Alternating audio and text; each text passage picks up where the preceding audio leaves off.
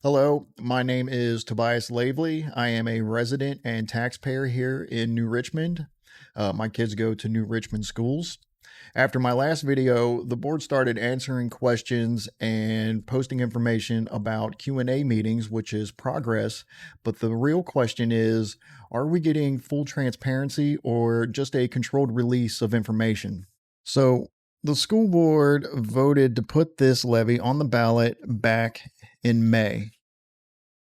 But we didn't really start seeing posts about it until September. And even their September post says this was voted on in July. So I don't really know which one it is. So let's say it was back in May. If it was back in May, why did we wait almost 4 months to announce a $5.2 million tax levy? The closer we get to the election, the less time taxpayers have to dig and ask follow-up questions. And that doesn't look like transparency, it looks like information management.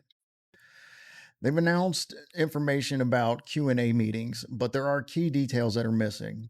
There is no real clear format. We don't know if they're going to take live questions or only pre-screened ones through their anonymous Google form. They've said form submissions will become public record, but they haven't said where or when.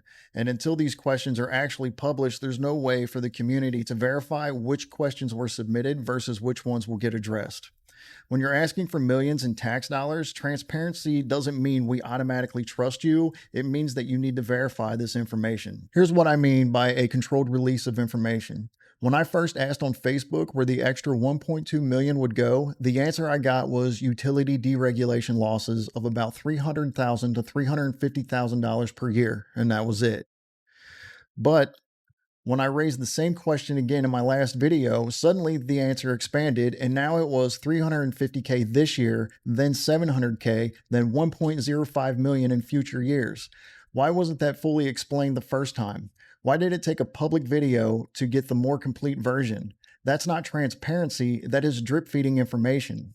And it's not just that one exchange. When I asked directly if they'd update the public facing levy page on their website, here is what board president Jonathan Zimmerman said. Yes, we will be updating all the information as questions surface.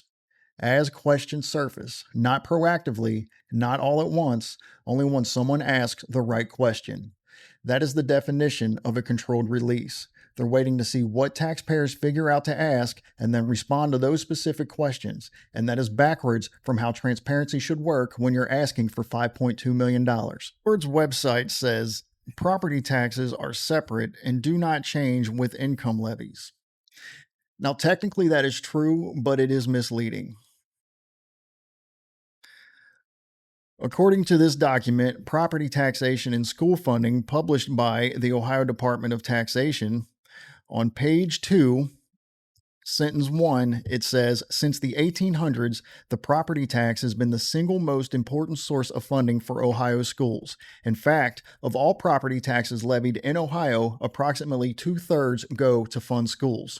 So yes, this levy is on income, but it doesn't replace property taxes. It stacks on top of them. Presenting it as if these are two totally separate things makes it sound like this is our first contribution to the school, when in reality, we are already heavily funding them.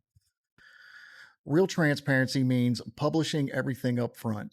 A full meeting schedule with the format spelled out, a breakdown of exactly where the 5.2 million annually would go, specifics on what programs would get cut if the levy fails, not vague mentions of possible areas under review, and all of this should be mailed out to every household, not buried in PDFs or trickled out on Facebook. I'm not saying that the board is hiding something, and I'm not targeting Mr. Zimmerman either. He is a respected and outstanding member of our community.